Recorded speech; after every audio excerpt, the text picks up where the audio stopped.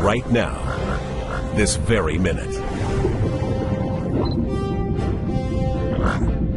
Wave after wave of unwanted intrusions capable of striking anywhere on the planet, including right here at home. The probes are invisible, but they could potentially cripple our forces with as much devastation as any bomb or missile. This is all occurring in cyberspace, the worldwide domain where communications, intelligence gathering, kinetic operations, logistics, and command and control can be threatened at network speed. But the U.S. Navy stands ready to repel this threat and to maintain superiority in this new operational domain. The cyber warriors of U.S. Fleet Cyber Command and U.S. 10th Fleet help operate and assure the security of Navy networks around the world, providing powerful cyber capabilities necessary for warfighting superiority across the full spectrum of military operations. Any entity with access to the internet can operate in cyberspace, including criminals, terrorists, hacktivists, and nations large and small. As vast as the internet has become, cyberspace is even larger, with virtually all commerce and communications passing through electronic networks.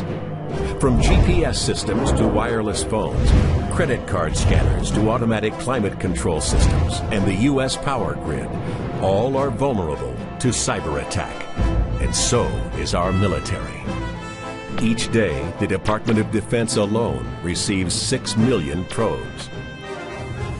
The traditional operational domains of maritime, land, air, and space have definite boundaries that separate one from the other. But a fifth operational domain, cyberspace, crosses all domains. Cyberspace is where the battles of the future will be won or lost. 10th Fleet is no stranger to unconventional missions. In World War II, submarines were the new menace, changing the very conventions of naval combat. 10th Fleet was formed to counter that threat, unifying intelligence and operations in one command for the first time. Today's 10th Fleet continues that tradition. The Chief of Naval Operations established U.S. Fleet Cyber Command and recommissioned U.S. 10th Fleet as the Navy's central operational authority for cyber, electronic warfare, networks, cryptology, signals intelligence, and information operations. This represents a landmark transition in the evolution of naval warfare, bringing information to the forefront of the Navy's 21st century arsenal. Almost every operation on board a naval vessel functions in cyberspace. It is the primary medium for Navy command and control, communications, computer, combat systems, and intelligence capabilities. All these systems must function effectively, even in the face of degradation or outright attack. That's the job of U.S. Fleet Cyber Command and U.S. 10th Fleet. To assure command and control, the Navy must maintain dynamic situational awareness. This is constant and total awareness in real time of the state of our networks and communications capabilities. I'm seeing a drop in capacity centered in the typhoon off Japan. We need to reroute our traffic until we can make sure it's reliable. An extension of dynamic situational awareness is dynamic network defense, the ability to proactively counter intrusions or hostile acts against our networks before they disrupt our operations, and to seamlessly maintain continuity of command and control. Battle Watch, Captain. I'm detecting a large amount of traffic flowing into the 5th Fleet MOC. Sir, our network sensor grid is indicating a malicious signature there as well. I believe they're probing our premise router and are getting ready to launch a denial of service attack. Block an incoming source IP address and have intel pass it to US Cybercom J2. Yes, sir.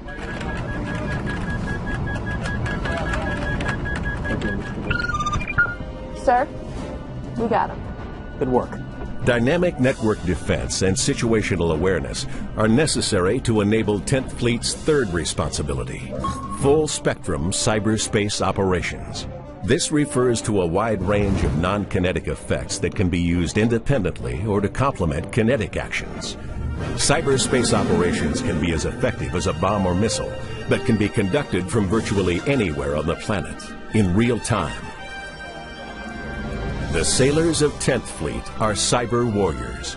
conducting operations in a critical modern domain.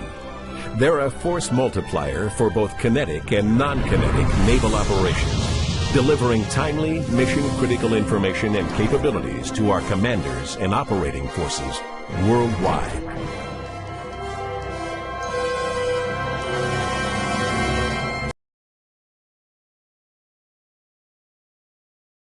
I wake up every morning just ecstatic and enthused and challenged and humbled, really, to be their commander and to help support them and lead them in building the next generation of cyber warriors. There's something about the 39th when you walk in the doors here. We breed a different kind of individual here. They're fighting the war every day on the wire, and we're training them to do that. We are moniker of the Air Force here and in small Herbert Field, Florida. Folks that are going out day to day, going head to head with their adversaries are better because of folks here and the school. The fact that we are not only a cyber schoolhouse but an information operations schoolhouse on both levels speaks volumes to the 39th. It's an area of continuous learning, so every day is a game changer.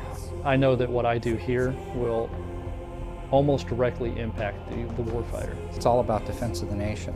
We're producing warfighters. It's probably the coolest part of our mission. It really gives you a sense of accomplishment, like you really have a purpose, not only for the Air Force, but for your country. The way that cyberspace is headed, I think that'll be very important in the future, and I'm glad to be a part of that.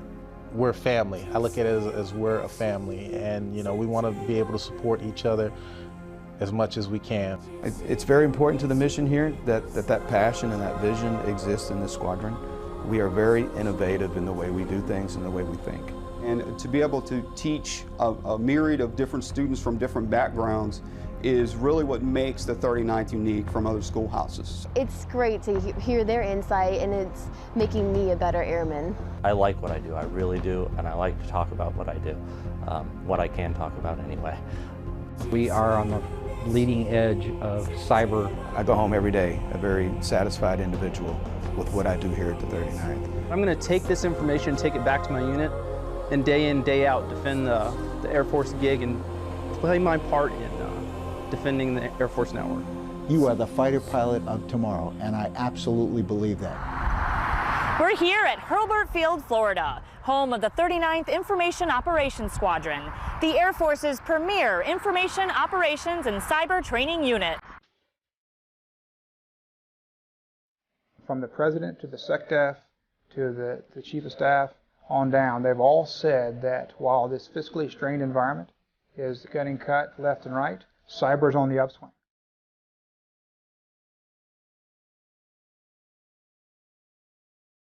If you want to be on the cutting edge of the most exciting opportunities in our Air Force today, look at cyberspace.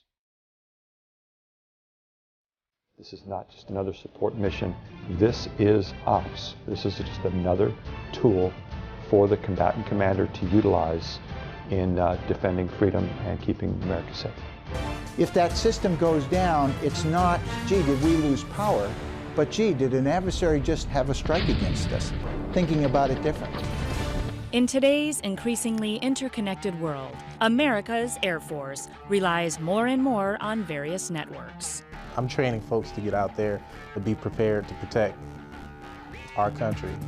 From GPS guidance systems for air munitions to desktop computers enabling day-to-day operations of thousands of units around the globe, the Air Force is utterly dependent on its ability to communicate and operate through computers. With increased efficiency, enabled by computer networks though, a vast new world of potential vulnerabilities exists. Not enough to be on the leading edge anymore. You've got to be in that envelope of turbulence in front of the wing. The loss of connectivity could have disproportionately egregious effects on America's sophisticated military, as opposed to adversary forces. One piece of malicious code, if sophisticated enough, could cripple the military.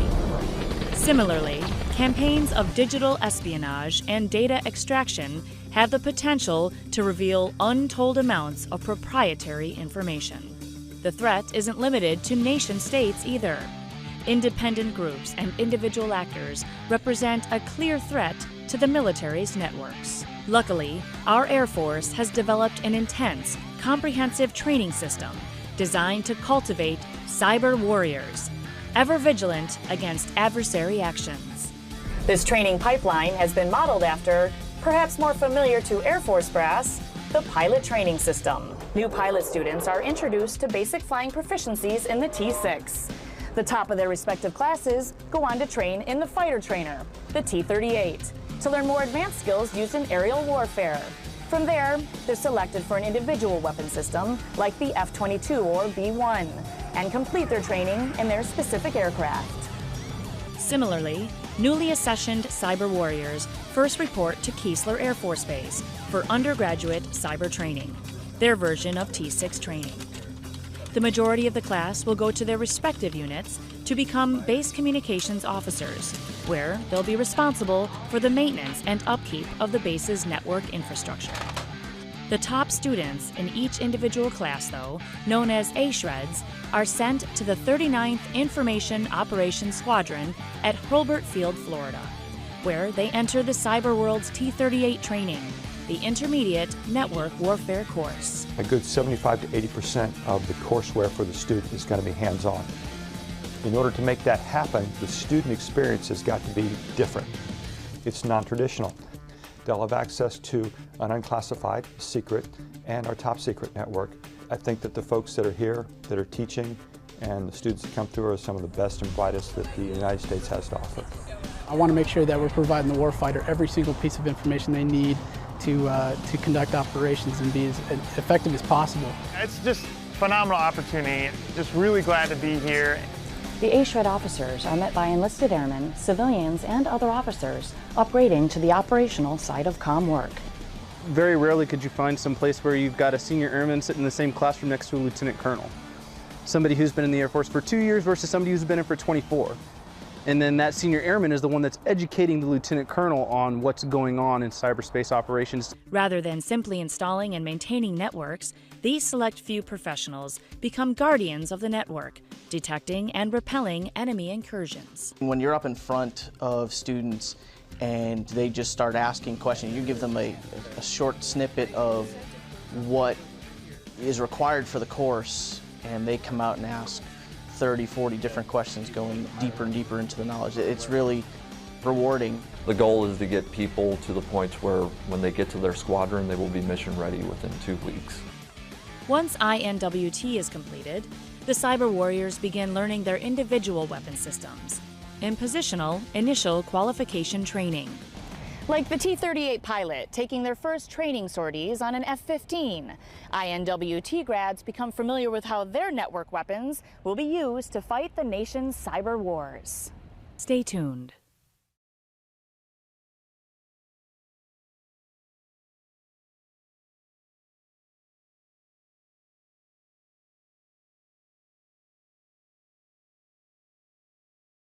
A lot of what we learn here is foundational. You know, you're not going to take someone from undergrad pilot training and stick them off on their own. A lot of what we're doing now is building that foundation. So we get people who have the aptitude for this kind of stuff.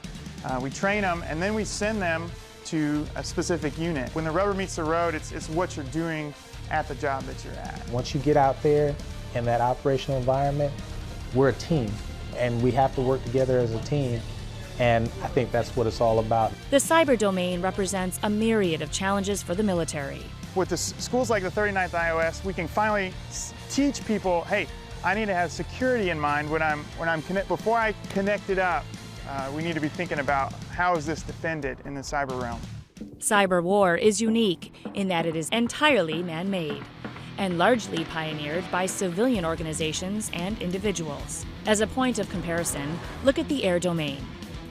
While the revolutionary Wright Flyer was invented by Orville and Wilbur Wright, two civilians, once the military got a hold of aviation technology, they ran with it. They developed faster-than-sound technology, devastating bombs, and advanced reconnaissance tools. The civilian world had little need for these devices. As such, it was incumbent upon the military to lead the charge. In the cyber domain, though, the military doesn't have a monopoly on advanced tools and techniques. Every company operating today uses computer networks to accomplish its goals. A hacker with a political agenda can be just as much of a threat to a computer company as he is to the Air Force. We all recognize the same dangers. We all have the same practices. Unlike air warfare, private companies have an overarching incentive to protect themselves against adversary action. With this in mind, the Air Force has seen fit to partner with computer security companies and push their students to earn those advanced civilian certifications. What we teach is not just government-specific techniques or commercial-specific techniques. We merge the two together. One such company is the SANS Institute. SANS is the training arm in which we teach cutting-edge defensive tactics. The methods and processes and techniques that we cover in class, it's really an integrated approach to security that's not about devices, it's all about your data. SANS trains Air Force operators on incident handling techniques, enabling them to earn a prestigious certification, widely recognized and valued by industry experts. Anybody can sit in a classroom and listen to an instructor.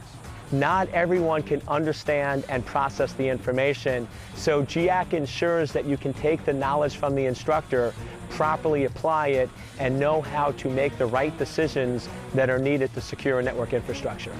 The civilian certifications, in many cases, they mirror exactly what we need. And so we're on the same page as the civilian community. The folks here really want to learn, they want to make a difference, and I love helping protect this country. And the people you're training at the Air Force are the ones who are going to be directly in the front line of defending our most critical systems. Being able to work on something I really enjoy, computers, it has always been something I'm interested in, and being able to do it while wearing the uniform is definitely a point of pride for me.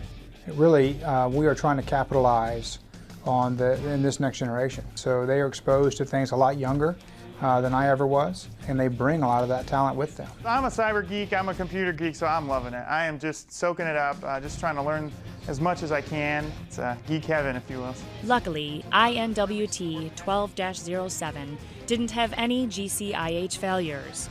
However, most classes aren't so fortunate. Most of the time, a student is just a little bit off. Sometimes a student completely missed the mark. So we have to tailor our instructor approach based on where the student is, what the student achieves as far as a score on that particular test. The training review panel is not a disciplinary panel. We here at the 39th want to ensure that the students that are getting the instruction get the best possible instruction available. The 39th has developed a strict system that pushes students to their limits and ensures only the highest caliber cyber professionals make it to the front lines of the cyber battlefield. Our standard here at the schoolhouse is 85%, so it's a little bit higher standard. We're here to try to get the student from the failing point to the passing point. Following months of hard work, INWT 12-07 finally graduates. Worked really hard for this. I can't wait to just move forward. It feels good. It's been the end of a pretty intense, long 9 weeks, and just glad to be finished. Excited for our whole class. We've been through a lot, and it's great to be done. Their work is far from over. Lean on your teammates. As with many things in the military, this schoolhouse is about who you're with and going through struggles and overcoming those struggles and ultimately coming together as a team. It's a little bit challenging at times, but we definitely come together as a class and help each other out.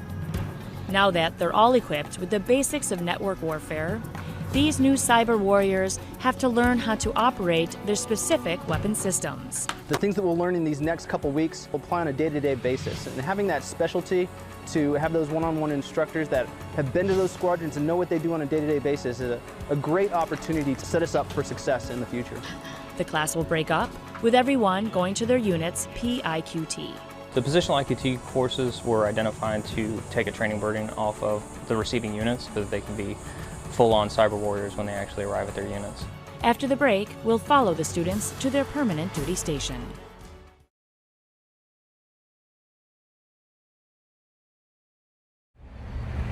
Three of the students have now transitioned to their operational unit here at the 92nd Information Operations Squadron in San Antonio, Texas. This next generation of cyber warriors is now on the job after a rigorous journey through the cyber training pipeline.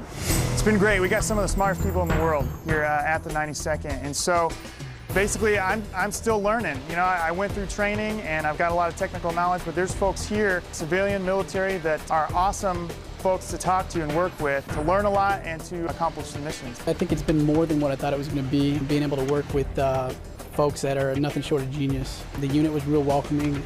We're all like a family here. I feel very proud to do this job. It's kind of a unique opportunity to be here in this squadron, working with so many smart and capable people, so it's a privilege to be here. To be able to go from school, something that all the other folks have been through, so we all know where we're all coming from. The 92nd IOS is just one of the many units INWT feeds into. I was really thankful that a lot of the stuff we learned at the 39th really applied here when I got on the job, boots on the ground. And it wasn't a couple of weeks before we were sent through refresher training, and we were mission qualified at week 2. When they come to us from the 39th, we don't need to question one bit their technical competence. We know that they get it. They understand how to use the weapon system, when to use it, how it's appropriately employed, and they hit the ground running here. A lot of what the 92nd is doing is really groundbreaking approaches to cyber operations. And so there's a lot of tactical level vision that we're going to be setting. What's evolving fastest in this business is our tactics. The 92nd actively tests Air Force networks, both hardware and users, to find areas of weakness. Once found, corrective actions are taken to close down vulnerabilities and make the network more secure against adverse action. The members of this team are incredibly talented. The metabolism of this business is such that you really have to keep up with the threats. It's an evolving threat, and the tactics and the techniques and the procedures that we learn today are invariably going to be out of date in a matter of weeks or months, sometimes days. So the folks here today are incredibly talented at keeping themselves on the cutting edge of cyber. The 346 Test Squadron directly supports the 39th IOS, providing a cyber range in which students can learn and hone their skills. We work hand in hand while the 39th IOS provides the training curriculum for the students. We actually provide the range for the students to actually train on. And we do this through an operationally relevant range so that they know the capability that they're going to train on is very similar, if not almost identically emulated to what they're going to actually operate in the future. The range has a similar purpose to a physical range for pilots in training. It acts as a separated, self-contained, ultra-realistic environment for students to learn in without any risk of affecting operations on a real-world network. Our job is to break things before the warfighter gets them in an operationally relevant environment so that the warfighter knows exactly what they're getting, how it's being delivered to them, and they know it's going to work on their operational networks the way it's supposed to work. If we falter in this mission, then our adversaries will get ahead. And we can't let that happen, simply said. Every day, the cyber threat to the United States and its allies grows more and more dire. New vulnerabilities are constantly discovered, and our adversaries are working overtime to find footholds and weaknesses in our networks. The tools and the techniques that we use have always evolved over the past 15 to 20 years that this domain has been a relevant part of our warfighting capacity. But we're getting better now at training ourselves how to think like the adversary and how to stay ahead of the adversary in this business. A sudden, unforeseen strike from those who seek to do us harm could cripple the US military in an instant. Luckily, the Air Force recognizes these threats and is proactively defending against potential incursions. It's a big deal. We're doing very exciting things. We're doing warfare that is completely unprecedented. This is something that has cropped up in the past 10 years. It started to gain huge government interest, oversight, and I think we're going to take the cyber domain and do great things with it. The strongest military the world has ever known will not be content to just sit back and wait for the arrival of an oft-feared cyber Pearl Harbor. The speed at which this environment changes is something that we really aren't used to in our Department of Defense. In the next 1, 2, 3, 5 years, we're going to see tremendous changes in the cyberspace domain. The cyber warriors trained and operating in 24th Air Force stand at the ready to respond to enemy actions. As you've seen throughout the news, cyber is becoming really big, a really big deal. I'm just thrilled to be here. Fantastic opportunity and ready to do some good work. Though the risks are great, the Air Force is more than capable of defending its networks and ensuring the continued military capabilities of the service. It is so exciting. Cyber changes so frequently. The dynamic nature of this area is incredible, and to see both the operators, the testers, the developers, the acquirers all come together and be able to be as flexible as we are in this domain, it's absolutely amazing. We, I think, are legitimate inheritors of a rich legacy, going back from those who came before us that operationalized and normalized space capabilities in the onset of the Cold War, and then even further back in the interwar periods in World War I, those pioneers that operationalized and normalized air power. We are in line with that same tradition and legacy of operationalizing and normalizing cyber power to enable those missions. This is an amazing time to be in the Air Force and to be in cyber. I wish like heck that I was a second lieutenant coming in right now, because the opportunities for them and the operational mindset from the beginning, etc., is just incredible. We went through a lot of challenges at the school. It was pretty hard to get through, and I'm going to work with them here and actually see what we're all doing. We each have a different part that we do, but we all work together. So I think it's just it's been really a neat experience to go from the start to the end and keep going through, and then keep pushing on ahead in the future. What's more exciting is when I go out and do customer visits and I get to see past students and they're out on the floor doing operations, and they get to share with me their stories about some of the cool things that they've been able to do. And a lot of it goes back to the training that they receive here at the 39th and how visionary we were able to be. And we help them think critically about the things that they do when they're out performing the mission. And so that just comes to light when you go out and visit them, and they're excited to see you, and they're excited to talk about the things that they're doing. A cyber warrior is a mentality now of a person that's aware of the way we use cyberspace, the vulnerabilities associated with it, and how to best protect and defend that domain that's so important to us in everything that we do. The U.S. military has taken great care to prepare for a potential cyber conflict. And no force in the world is better postured to fight and